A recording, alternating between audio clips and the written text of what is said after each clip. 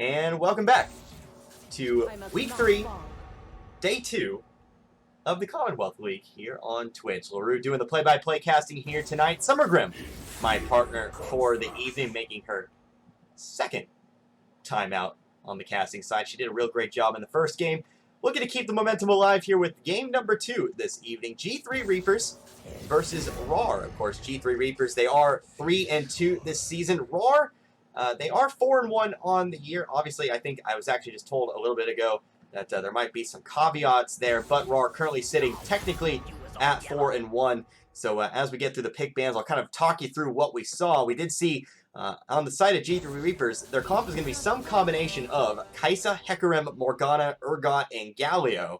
And on the side of RWR, you're going to see Caitlyn, Gragas, Karma, Orianna, and Pantheon. I don't really think a whole lot of room for flex picks. I mean, that Morgana and that Galio could sort of be a flex pick if you want to really kind of talk about things and kind of be spicy with it. But I think we're going to see once again that Morgana going down to the bot side and the Galio going to be played in the mid lane. But it is going to be the Pantheon top for Winswain and the Gragas jungle for one Lanos. The Kaiju Panda, he's going to be on the Urgot. And Summer, you were awfully excited about Magnus picking that Hecarim up once again.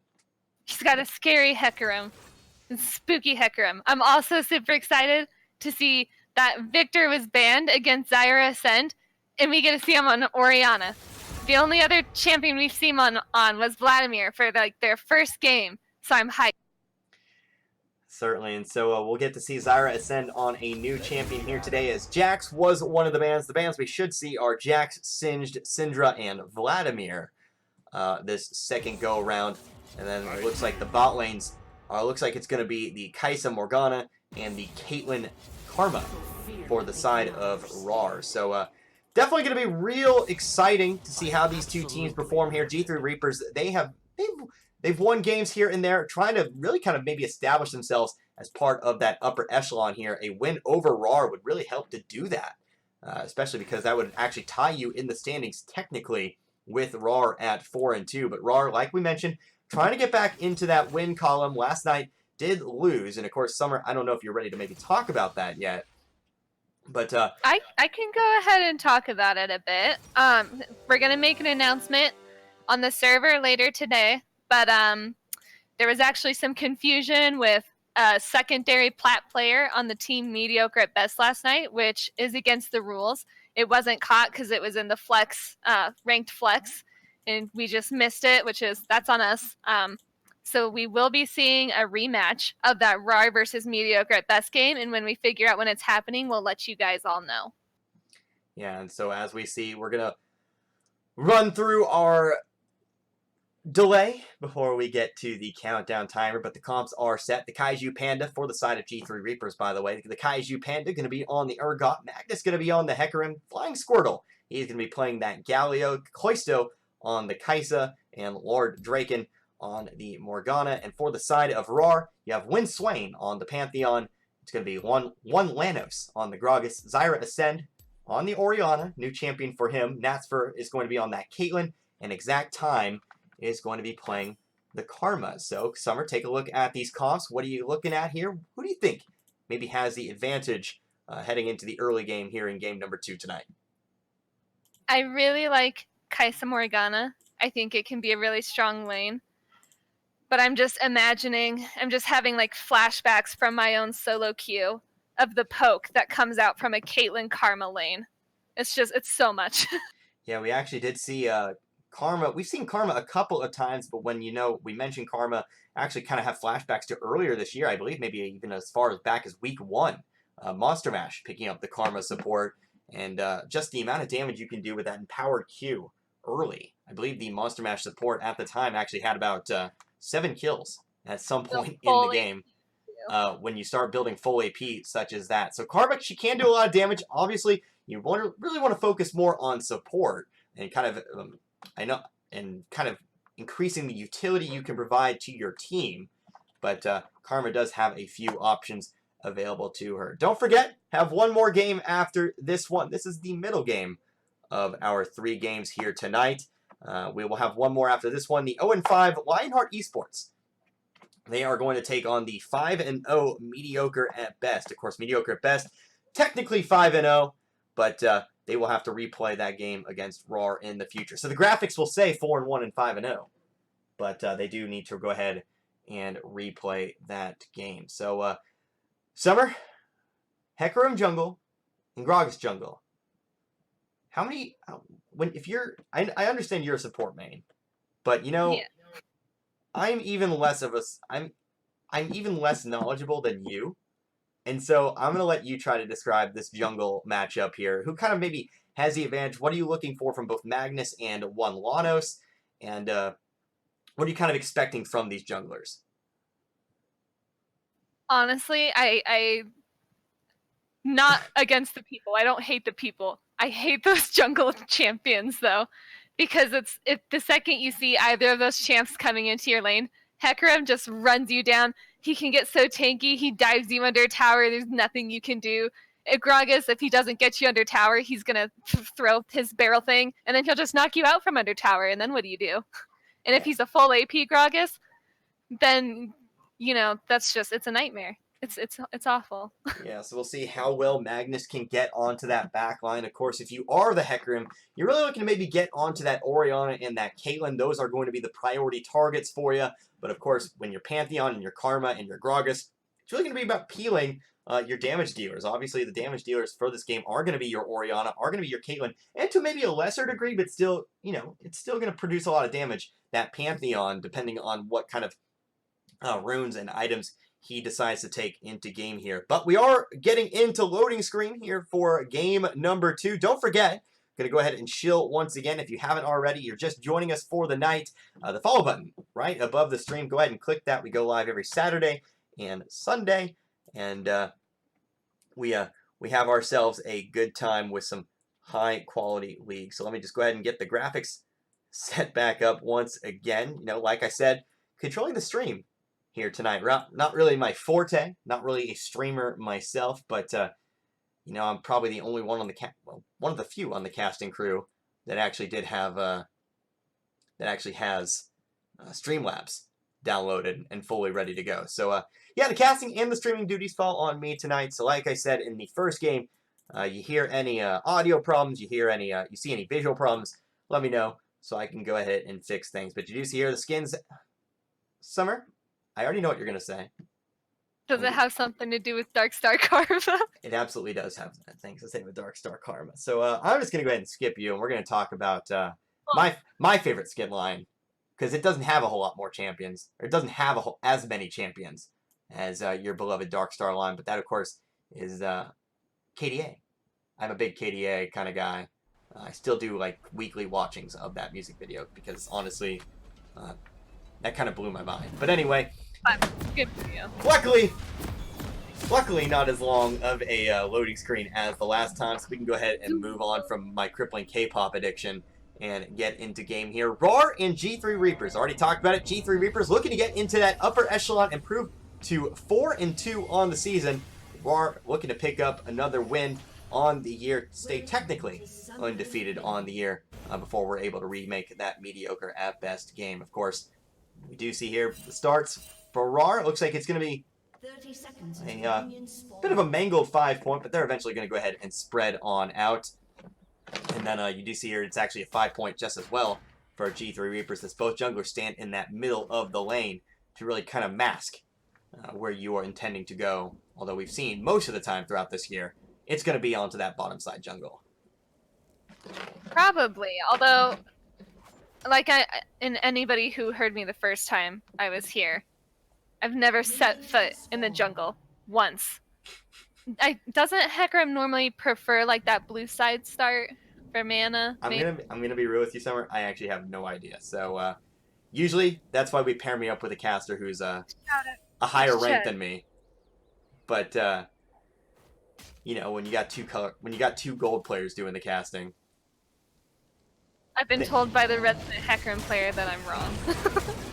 Yeah, so it is going to be a red start for Hecarim. I was going to say, for my limited time playing Hecarim, I don't think you're correct. But either way, it is going to be a red start for the Hecarim and a blue start for the Gragas. As you do see here, both bot lanes going to get back to lane just a little bit late. Actually, I don't think either of them are actually going to miss any minions. We might actually see a satisfying Q come up here. Yeah, there you go. That's about as satisfying as it as it can get for a Kai'Sa player able to pick up those first 3 minions on the queue. So, once again, Summer, and I want to talk about this because it really did kind of play a big part in the first game. ADCs this season have been a big, big deal across most of the games. Usually, these games have really kind of focused on which ADC can get the most fed. Do you really kind of maybe see that one going on here with the Caitlyn and the Kai'Sa? I will say, from what I've seen of RAR's gameplay, they usually do put a lot of emphasis on Netzviser in the bot lane. If he gets a fed, he can do a lot with it.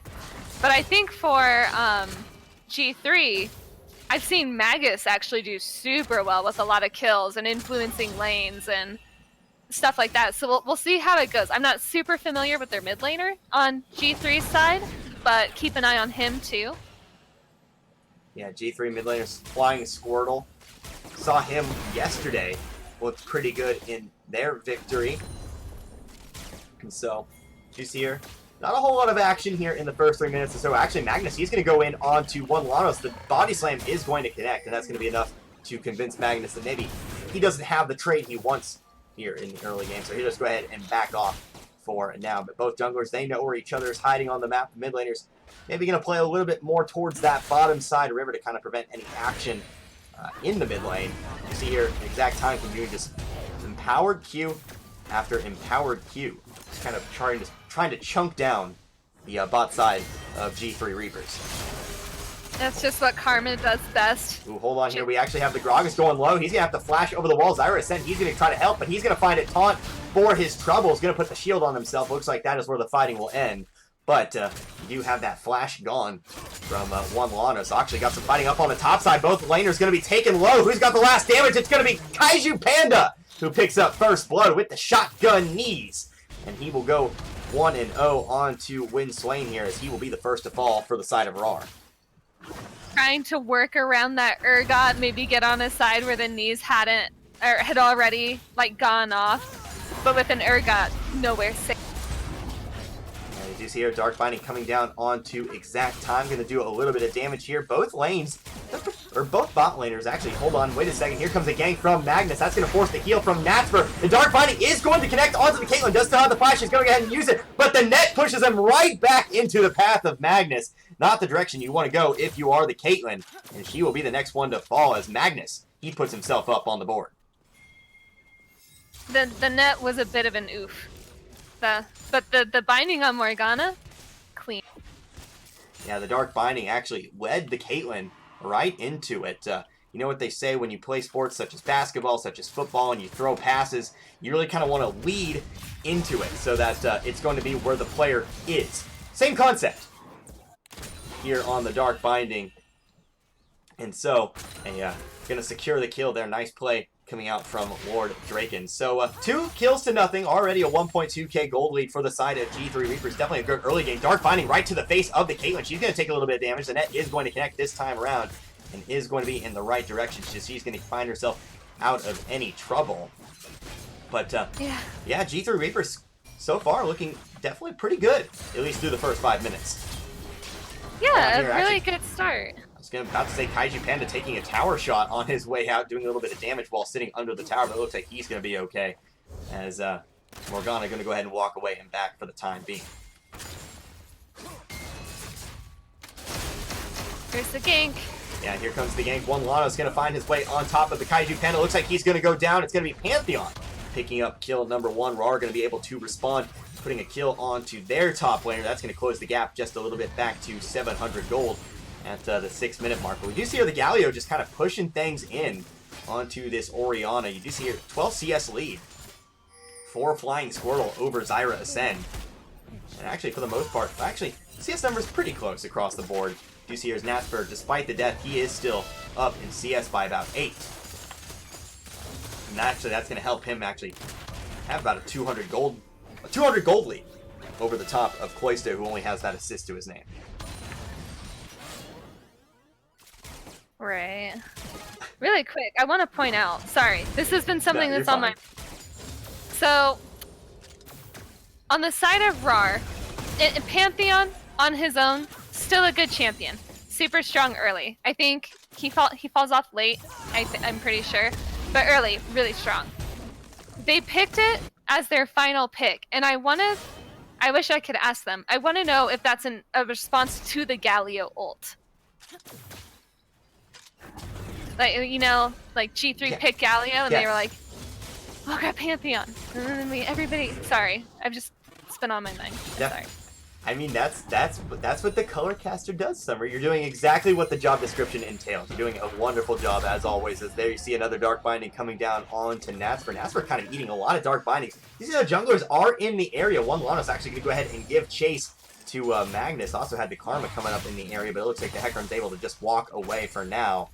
But, yeah, 8 minutes, only 3 kills, 2 of which on the side of G3RvsRWR, and 1 of which on the side of Ferrari. Of course, Win Swain, he picked up his first kill, kind of making up for that death earlier, the solo kill for Kaiju Panda. So as you take a look at the gold, it's actually a 400 gold advantage for Urgot, but could have been a lot worse without that nicely placed gank from the side of RAR. The gank definitely helped to even out that lane a little bit. We'll see how that starts shifting. Not both of the junglers. Magnus has level 6, so we'll see what lane is the next attempt for kill. Yeah, I do see here, one of the junglers has hit level 6. That is Magnus. One Lana still farming things up, trying to get to level 6. Both junglers, there you go, actually just hit level 6 with that red buff. Both junglers, a pretty impactful ult, to say the least. Of course, Magnus, he can dive onto that backline, fear some priority targets, and maybe keep them sitting still long enough, or moving slowly long enough, for them to really kind of do some work here. You see Magnus, he's going to just walk up and take quite a bit of damage from the QW. Flashes over the wall, a little bit of a misplay there from Magnus. A little bit of maybe not sure of which direction he was wanting to go, and then chose the wrong direction in the end. But that is going to be a flashless Hecarim. That's something I also want to talk about. How common is it, and maybe somebody knows here, but how common is it to take flash on the Hecarim nowadays? I thought you would usually take something like Ghost or Ignite or something that isn't exactly cleansed. But it looks like we actually have fighting on 2 fronts here, so we'll talk about that in just a little bit. Kaiju Panda, he's going to be taken low, but Magnus is there for the return gank. It's not going to be in time as Kaiju Panda will go down to Win Swain, but how much can the Hecarim get? The Galio's ult is going to be there. It's going to be a 2v2 once again. It's already a double kill, though, for Win Swain, as he is able to finish that kill onto Magnus, and they are not done, trying to find some more damage onto the Galio. Q from Gragas won't find it, won't connect, and so the damage just isn't going to be there. But once again, Raw are going to find the winning fight, 2-0 up on the bottom side. And now we got some fighting down bot as Dasper. He's actually going to find the kill onto Lord Draken. Now we're going to try to push his advantage onto Koisto. Will not find the kill onto Koisto, but that is another kill for RAR. 3 kills across the map in a very short time for RAR, and they kind of start to swing this one back around. It's a 900 gold advantage for them here at 10 minutes. Yeah, the Predator on the Gragas allowed him to just go racing up top. And then something to note with that kill bot lane, not that it would not have mattered, because stopwatch would not have been available to the Morgana at that time. But Morgana doesn't even have stopwatch, which is kind of interesting. Damage. That's usually a classic rune, rune to take from hold her. on here. Exact time made it stay too long. The fade away W coming out from Koisto. And then the flash dark binding from War Draco to finish off that kill. So G3RvsRWR's a nice pick down in the bot side to send Karma back to base. Now that kill does go over to the Morgana. Morgana does a little bit of damage on her own, but certainly not as good as putting it on to the Kai'Sa. But anyway, that is going to be 3 kills to 4. Relatively even through the first 11 minutes of the game. Still only just a 400 gold lead for the side of RAR. But you see here, Win Swain actually very, very strong at this stage of the game. Saw him actually kind of just control that earlier fight, and you see here continuing to just take trades, blocking a whole lot of damage from the Urgot, and basically just being the nuisance that pre-rework Pantheon was. They changed his abilities a little bit, but he's still a nuisance, and I feel like that's what that's what constitutes a successful rework. Keeping the key identity of a champion, and for Pantheon, that was being actually annoying and a bad champion. But I digress, as we do have some action in the mid lane. I'm not going to try to be bitter here, as Karma actually getting on top of the Galio. Going to find the roof, but she might actually not have what she wants there. Actually, Hecarim going to be stopped by the Orianna ult. A nice ult to kind of maybe stop that engage. from Magnus on the Hecarim. So nobody gonna die, but nobody gets any kills either. But you see here Windswain just continuing to trade on top of the Kaiju Panda. When he drops that shield, you're not gonna do any damage to him. And so he can just continue to do that as long as he has the mana to do so. As you see here, still under CS, but once again, another root coming down onto the Galio taunt. Not going to find anybody, but that's a big Galio with a Proto Belt. Has a lot of health. You can see Windswain, he's just going to go ahead and dive. Does get the kill. He's on a rampage. The Hecarim ult is not going to find the Pantheon. He's going to go ahead and drop the shield. Magnus is going to try to get behind him. Who's going to get to that blast plant first? Still hasn't been hit, and it actually is going to be Windswain claiming the life of Magnus and then getting out with the blast plant. Thought he might be on the run. He says, no, I'm just going to go ahead and claim the kill. 5-1. Windswain on the Pantheon. You see here on the bottom side of the map, it's going to be RWR taking that first dragon. It's a Cloud Drake for the side of RWR. Pantheon. Pantheon. Sticking my head. Mantheon. Sure, how about that? Pantheon. No, this is classic RWR fashion. Is they usually have a pretty strong early game, and they have champions that suit that right now, especially in that game.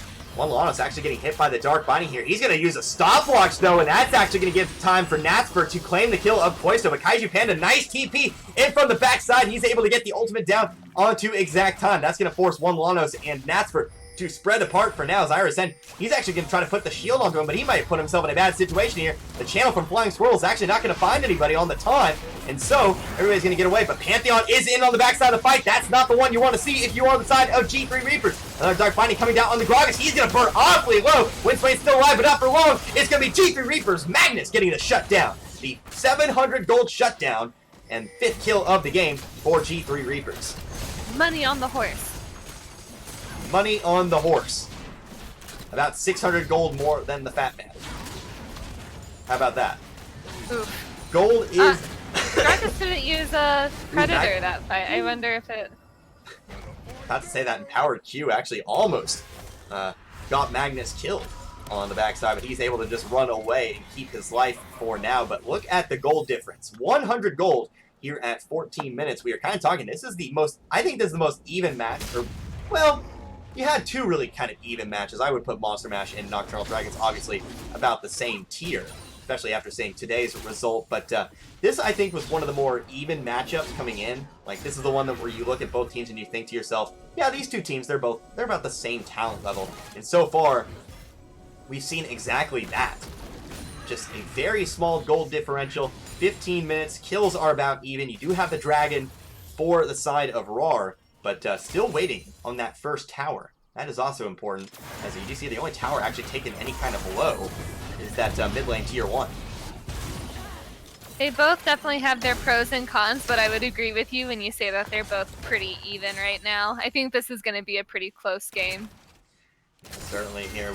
We've had our share of close games this season as Windswain. He's actually 2 levels above his counterpart on the Urgot, just kind of forcing that one around. Here's the flash engage. Not going to find the fear on anybody, but Koisto, he's going to go ahead and go in anyway. Not a lot of damage down, but the Karma is going to be pushed around the wall. That's going to be enough for Koisto to pick up his first kill of the fight. Magnus, a little bit of a misplay on the engage. Didn't find the fear onto either Caitlyn or Karma, but was able to kind of run around and make sure that he was able to push the Karma to a place where she couldn't recover from. So, well recovered by Magnus. That is the 6th kill of the game for G3 Reapers. His second, actually, I believe that kill went on to Koisto. That's correct. So that is his first kill of the game and kind of keeping everything in range for G3 Reapers. Actually, we're back to even gold.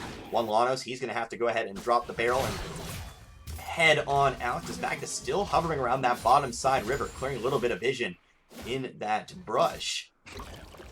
But you just hear one Lanos actually still in the area. There's the Predator coming down, but the Dark Binding is going to connect with one Lanos. The ultimate is not going to kill Kaisa, trying to use it for an execute. Instead, it looks like he's going to go down. Magnus, kill number 3, went for the gamble on the Gragas, but unfortunately for one Lanos, not able to find the kill. And so, Magnus, 3-2-1, as another Empowered Q finding its way onto Morgana.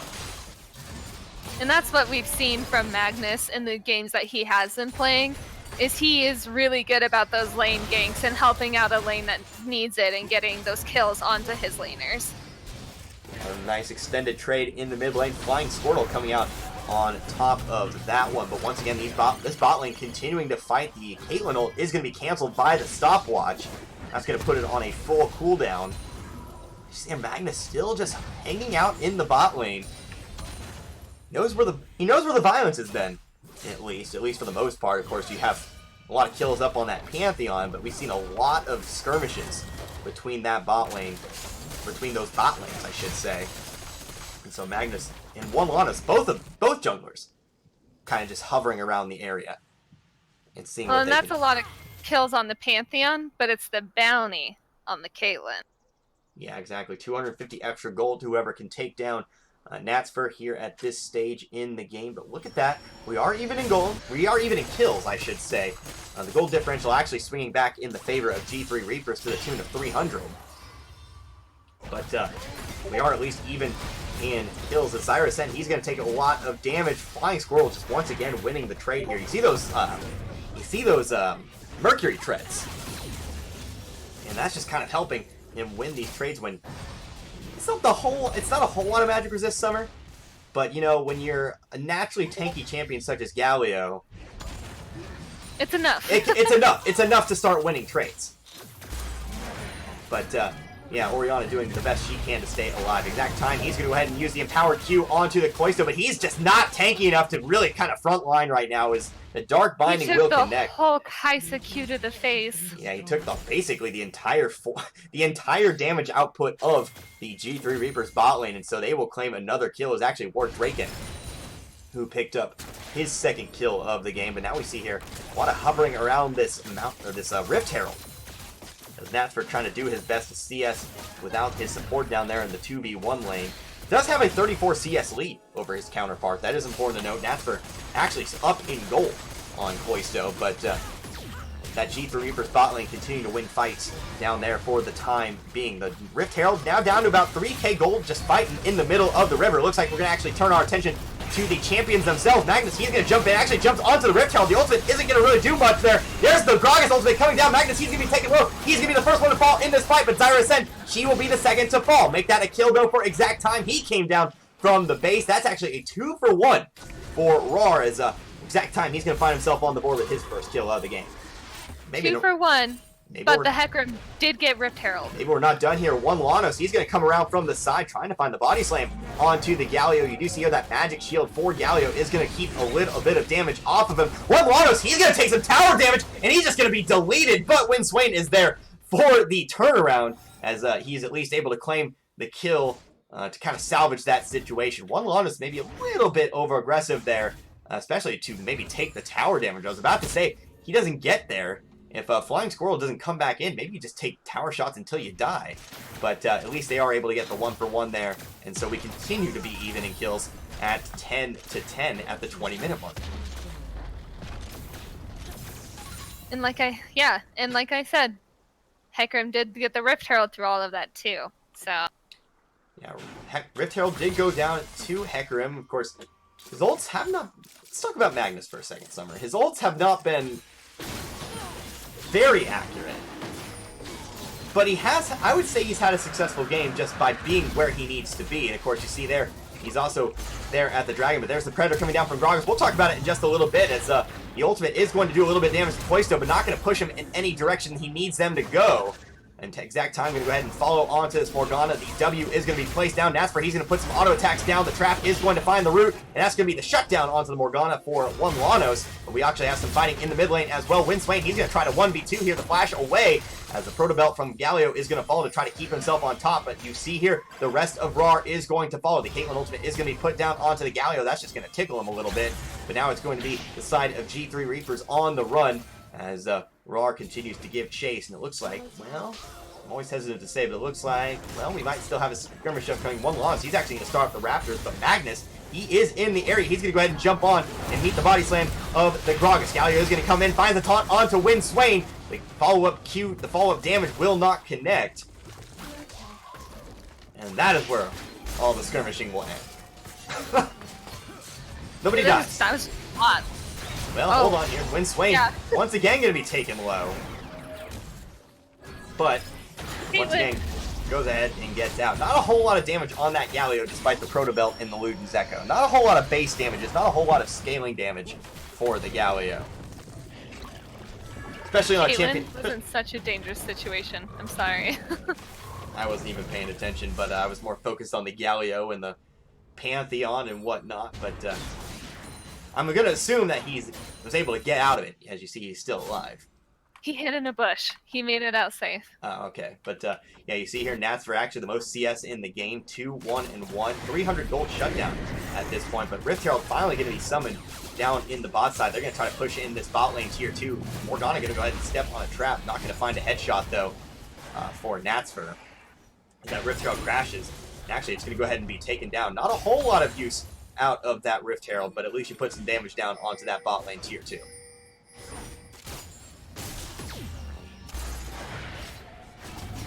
Dark Binding will not connect as Nasper actually going to put some damage on the Morgana. The ultimate is going to be stopped by the Zhonya's for the Morgana. Morgana rushing the Zhonya's perhaps for that very same reason. Cloisto actually going to find his way into the fight, finds the kill on the Karma, and Galio finds his way on top of Caitlyn. He's going to claim that shutdown, flashes the Mastery 4, the most BM Mastery in League of Legends, and he will find his second kill of the fight. But G3RvsRWR is finding a little bit of a victorious fight here, but looks like we may not be done yet as Gragas is going to take a little bit of damage. Zyra Ascend is on the backside of that fight, but Galio actually going to turn his attention to the robot, is going to find the taunt. Lanos is still there, though, maybe to try to peel this one off. The Q is going to slow the Galio for just a little bit, and that's going to be enough. Orianna escaping with just a sliver of her health.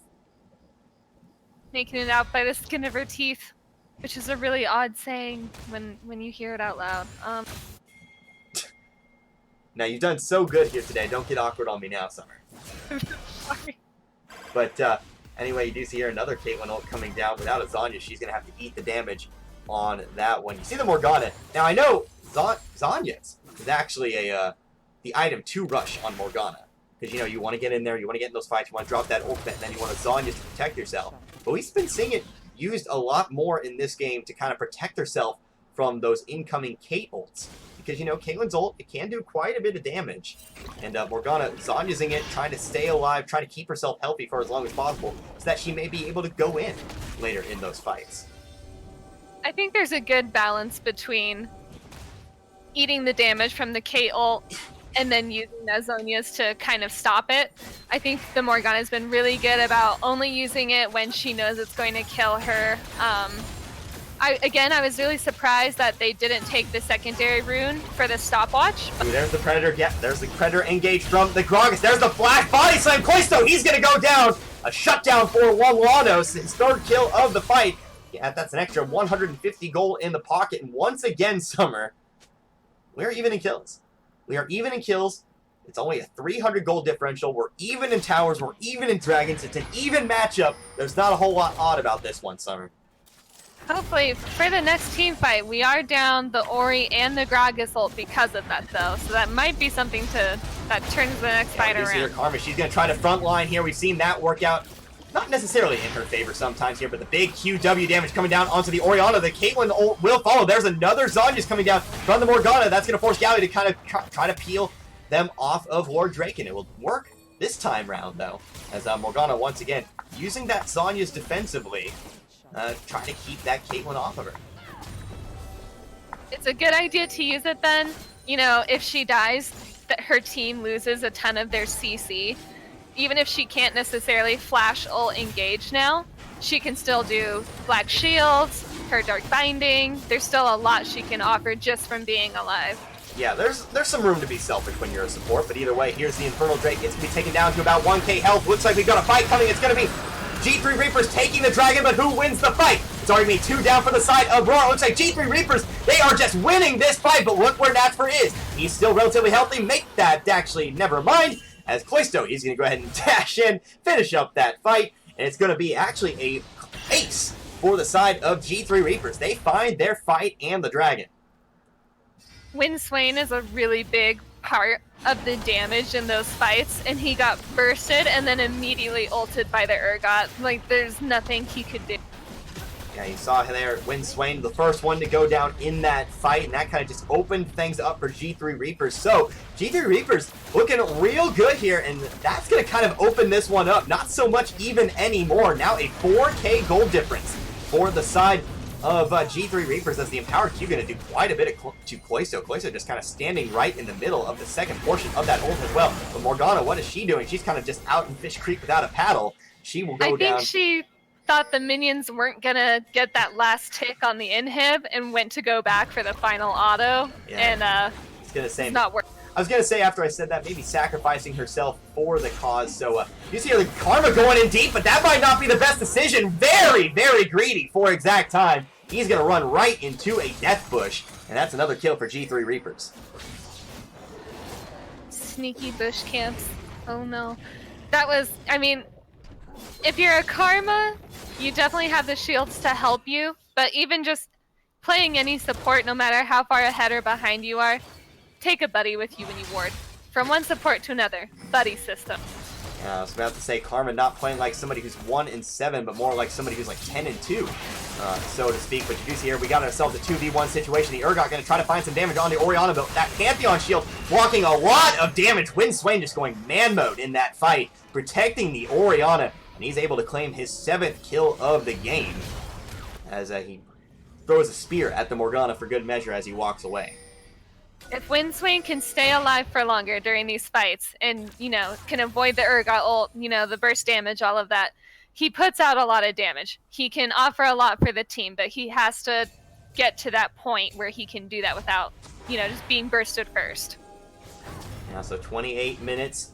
The Baron is up. Haven't seen a whole lot of pressure on Baron from either side. You see them putting up some vision, but no team really has dared to start things up. Now, you do see G3RvsRWR, they are actually hovering in the area of that Baron, clearing out the rest of the vision. But, yeah, that 4K gold differential has really started to fall, now down to about 1.6K here for G3RvsRWR. Still in the lead, still have that gold advantage, but definitely not as big as it used to be. Galio taking a bit of damage from Nasper. Nasper, of course, you see here, he has himself 3 items, has the rapid fire cannon and the static shiv. So quite a bit of crit chance on that Caitlyn, and that's going to kind of burst through the Galio. As you see the Proto Belt being used mostly for wave clear here as they continue the siege down onto this mid lane tier 1. That's going to go down, their 3rd tower of the game. Red team's turret has been destroyed. Almost to the 30-minute mark here in this one. This game might very likely going to be decided by a big team fight. Maybe around the Baron, maybe around Elder Drake here in about 5 minutes or so. Someone just tells me that this one is going to end with a fight, but you see here, it's actually going to be Baron started up by G3RvsRWR. Not a whole lot of vision for the side of RAR to see them doing this one. Actually, do see a ward in there, but I do believe it's actually taken out by the control ward. So you got some fighting around the Baron, though. Winswain, he's actually going to make his entrance. Does get taunted by the Galio. It is going to be blue team slaying the Baron, so G3RvsRWR, they do have that Baron buff. Kaiju Panda, he might be the one going down, though, as Winswain is able to find the kill. The Galio ultimate is going to be there, finds a knock-up onto a few people. Cloysto coming out of the backside of the fight. He's going to take down Winswain. This fight dramatically turning into the favor of G3RvsRWR, a 4-for-1. As the rest of G3RvsRWR find themselves at the end of that fight. And you do see here the Grog's actually going to go ahead and leave the game. He thinks it's over. And actually, you do see here RAR actually going to go ahead and clear house. Irisend also going to DC. And this one, it looks like that one's going to be over. 30 minutes. G3RvsRWR, they establish themselves as a top-tier team. They take down RAR here in week number 3.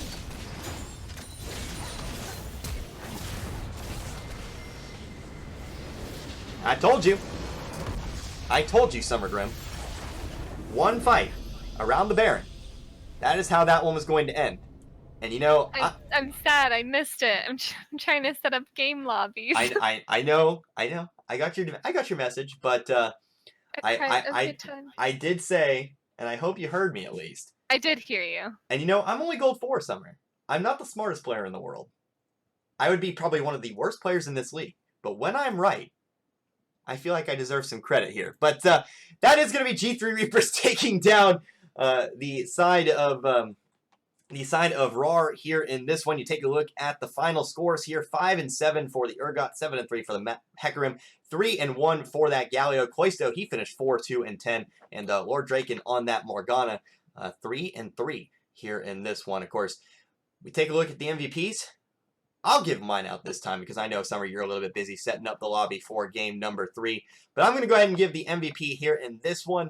I'm going to go ahead and say to... Dang, this one's hard. I'm going to give it to Galio. I'm going to give it to the winning side, because the winning side should get an MVP vote. I'm going to go ahead and give it to Flying Squirtle. Taunts were actually kind of a big deal in this one, actually keeping the key members of RAR down, and also some good entrances into team fights with that ultimate, especially that last one where we saw maybe Kaiju Panda going down, but Galio's re-engage allowed the rest of the G3 squad to kind of come ahead and finish off that fight. So quick look at the damage charts here. You take a look at it. Galio doing most of the damage, so I think I'm correct in giving him the MVP on this one. But we'll quickly move on to game number 3. We'll have a slight delay as we get the pro drafts going, and then we will be back around 9 p.m. Central for our next contest. Lionheart Esports, they're going to look to claim their first victory over a mediocre at best team that is currently undefeated at 4-0. So we'll be back in just a little bit, but you're watching the Commonwealth League.